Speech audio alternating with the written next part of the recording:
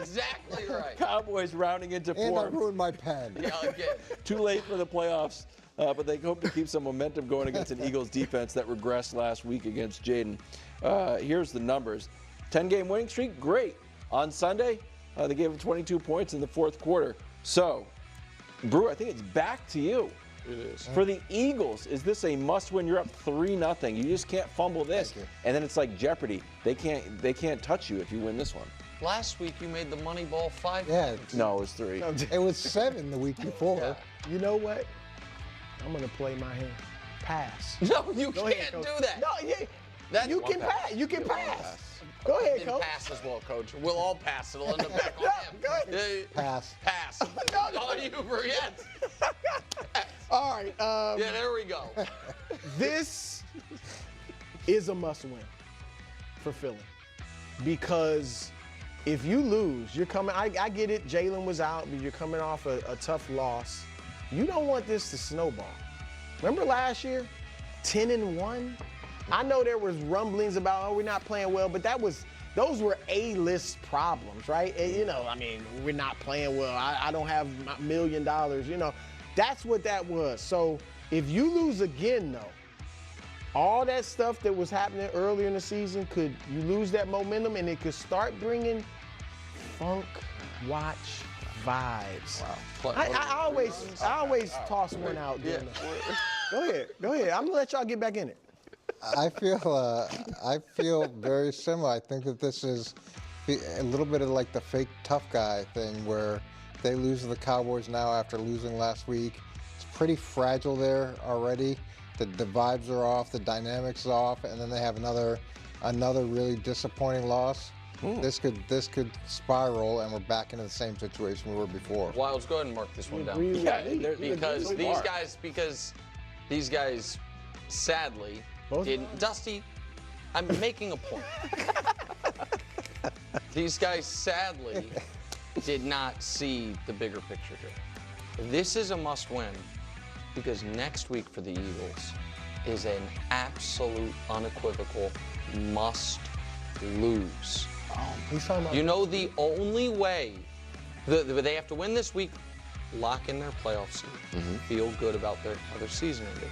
And then next week, they see across the field the New York Giants, where all the Giants have to do is lose, and they get the #1 pick of the draft. But if Philly, their divisional rival, throws that game to them, guess what their draft pick could fall to? Number 6. All the quarterbacks are gone. And John Mayer is pulling his hair out what he's got. It's a disaster. So it's a must-win today, must-lose for Philly or the next week, and then you just ruin the Giants, and all of a sudden the Giants are drafting a tackle instead of a quarterback. I have a counter. No, that's Okay, not, I mean, you kind of this. mailed this one in, but if you want. As the reigning champ, you get that counter. That's in the one bio. counter. Look, that's all well and good. Here's the problem. Jalen Hurts might not play this week. That's all right. So if Jalen Hurts doesn't play this week, Cooper Rush against Kenny now Pickett. I need Jalen Hurts to play No, next you don't. week. Do I want to go into the playoffs with my star quarterback having sat for a month? The Chiefs are. And not tasted victory in a month?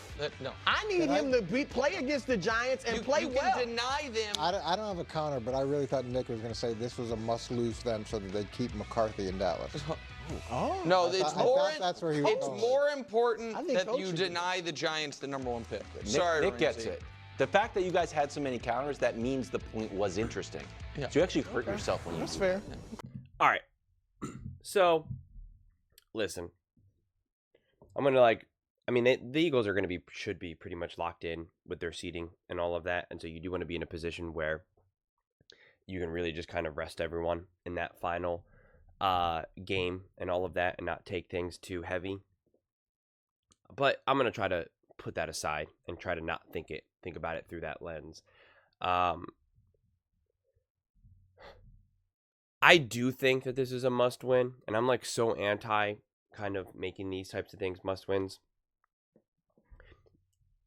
In a way, if Kenny Pickett plays and it's not Hurts, it kind of reduces that a little bit. But the Eagles have true aspirations right now. And when you're this late into the season, and especially if you're going to play a division rival, even though they obviously have Cooper Rush and all that's kind of part of the problem. If they lose to a Cooper Rush and the Dallas Cowboys, it's going to be a really, really, really bad taste in that locker room.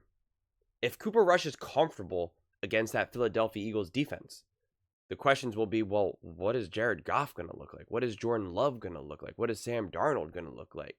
What is Jaden Daniels going to look like again? And if the Eagles' offense can't get going against that defense, then again, the question will be, well, what can the Eagles do against, again, insert all the other teams again? Not to mention if you actually have Super Bowl aspirations. So at this point, you want to feel great. You want to feel solid. You want to feel like you are incredibly comfortable and confident in who you are as a team and what you can achieve. And this late in the season, getting a couple back-to-back losses, it just starts to creep in. Now, I do not think that they're supernatural funk watch and all that. Like, I totally reject that. But it's just not how you want to kind of go into everything, into the playoffs. You want to feel resilient.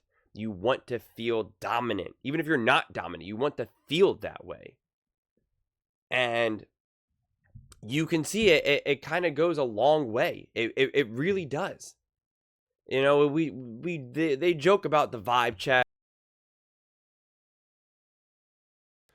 In a way, they're right when they on the surface, but like when they kind of keep drilling down, they're not.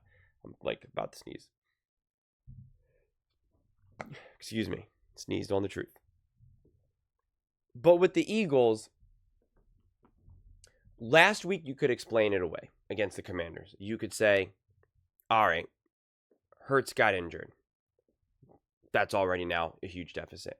But then we say, well, okay, but what about the defense? Yada, yada, yada. And it's like, all right, well, listen, they couldn't really convert third downs. They couldn't sustain drives how they wanted to. Jalen Hurts was there. They were going to be able to control the ball more, run the ball more, et cetera, give less possessions, be able to do that. And then on the other side, you could be like, well, you also, if Devontae just caught the ball, then they win the game. Like, you can kind of keep going through that game and slice it in so many different directions. You don't want to have to do that again. You don't want to have to do that for back-to-back weeks. Like, let's say they win. Let's say the Cowboys win. Again, some basic score, 21-14. If it's Pickett playing, you could be like, well, of course the offense stalled. Hurts isn't playing. But then people will still be like, but what about that run game? And does the O-line, people still start to kind of creep in and start to kind of ask questions. And they'll be like, well, the defense needed to do a better job. They gave up 3 touchdowns to Cooper Rush. If they can't even shut down Cooper Rush, then who can they shut? Like, it still kind of becomes a conversation when it need not be. And I don't even mean just from a media perspective, because that's going to happen too. But we do know the media influences these teams. We saw it firsthand with the Eagles. We saw it firsthand. They literally changed their game plan. And then Jalen Hurts goes into the media and says, is that what y'all wanted to see? Like, they obviously hear it. They know it. So, like it or not, the media can influence. The outside noise can influence these players, these teams, these coaches. It's a real effect. I don't think it would be devastating. I think if Hurts plays, and I honestly, when I'm making this video, I really do not know if it's leaning in one way or the other. But if Hurts plays and they lose, you would almost have to rewind back and think about what those conversations were like back when they lost to the Falcons and the Bucs, and the heat and the uncomfortableness. Because it wasn't just the media, the team felt uncomfortable as well. The team was not comfortable. We know that because they even had players' meetings, and the players that had to go, a bunch of the captains had to go to the coaching staff and talk to them. Like, it was a legitimate thing that the Eagles kind of had to work through and go through. And you just don't, after a loss to the Cowboys, next week or whatever, and have like Lane Johnson and Jalen Hurts needing to give a speech to everyone or something. Like, you just don't want to have that. You don't want to have that. So I do think that this is so much more of a must win. Because truthfully, if you're the Eagles, you should see yourself, even with Kenny Pickett, better than, say, the Bucs with Baker Mayfield. Whether fair or not, you should be like, that's how great of a team we are. We are literal Super Bowl bound. That is who we are. So yeah, even with Kenny Pickett against Cooper Rush and the Dallas Cowboys, come on, man. Miss me with that nonsense. Let's go. Let's get after it. And yet the Bucs, almost had that game right there. So, I think the Cowboys have actually been pretty feisty, quite frankly. I really do. But it is in Philly. Different vibe, different energy. Backup quarterback on the road in Philly. Hostile environment. The Eagles have real aspirations. But I wonder. I really do. Because I don't know.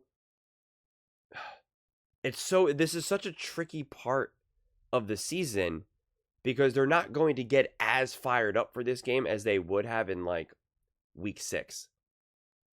They're just not going to. It's just going to, again, be a little bit different. They want to rebound, but it's not like we want to show the world what we're made of. We want to show everyone that we are world beaters. I don't think it's going to necessarily bring that energy. So they got to stop making sometimes these games so late in the season. They keep hoping that these games are really going to matter at the end of the season, and lately they have not. They have not. A lot of these divisional games end up being like nothing, and it's actually pretty frustrating. You have plenty of these guys are going to be sitting or injured or whatever. Play them a little bit earlier on in the season where we know it's guaranteed to actually really kind of matter. But instead, right now, we're shaping up to have a bunch of these divisional games over the next couple of weeks essentially be nothing, truly mean nothing, and that's a bummer. But yeah. Either way, I still am. I'm expecting, especially the defense, to come out and be playing like their hair's on fire. I do expect that. I do expect Fangio kind of to come with the mentality of we're going to just absolutely annihilate Cooper Rush. We are going to just get after it, which I think does kind of do double service for them in the sense of you're gonna get after a division rival. You're going up against a backup quarterback, but he's still not a disaster of a backup quarterback. He's still obviously been able to last in this league for long enough to at least prove his competence and have one game. So he's not one of those guys where you're like, oh my God, you can't even win a game with this. How's this guy even in this league right now? And I think when you kind of get a defense that can kind of get after it like that, it is kind of momentum building for them in a way.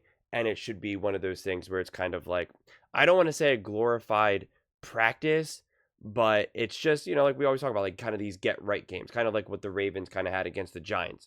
Not as bad because the Giants are exceptionally bad. But, and again, players understand that. Players know when they feast and eat against an inferior team like the Giants, they know it. They're not dumb. They're not they know 200 yards against the Giants is not 200 yards against the Chiefs. They just know it to their core. But it's still, again, it still does feel good, and it still kind of solidifies I am better than you, and you do want to kind of have that feeling going into the playoffs, that I am better than you, and you just kind of need a little bit reminder of that, no matter what you're playing. So sometimes it's great just to walk around and, playing with, even if you're playing games with, younger kids, it's just, it kind of reinforces, yeah, I'm a man right now. You're a literal kid. I am a man. It just puts things in perspective in a more weird, existential, grounded way. And I think that's what this game ultimately has the ability to do for the Eagles, with the extra added bonus of it being actually a divisional Dallas Cowboys, etc. But those are just my thoughts. I'd absolutely love to hear yours. What do you guys all think about the Philadelphia Eagles? Do you think it's a must-win for them against Dallas, or do you think it doesn't really matter at this point? Let me know in the comments below. I read every single comment, so whether you agree with me or disagree with me, either way, let's get in some discussions. Let's get in some fights. But ultimately, let's just have some fun. And please do consider subscribing. We're building an amazing community here, and I absolutely love to see you part of it. I want to build something that we all genuinely feel connected to. Something that we're really excited to be part of. I think we're on our way to doing it. Please don't forget to give this video a thumbs up, as it really does help with visibility and the algorithm. Thank you so much, and see you next time.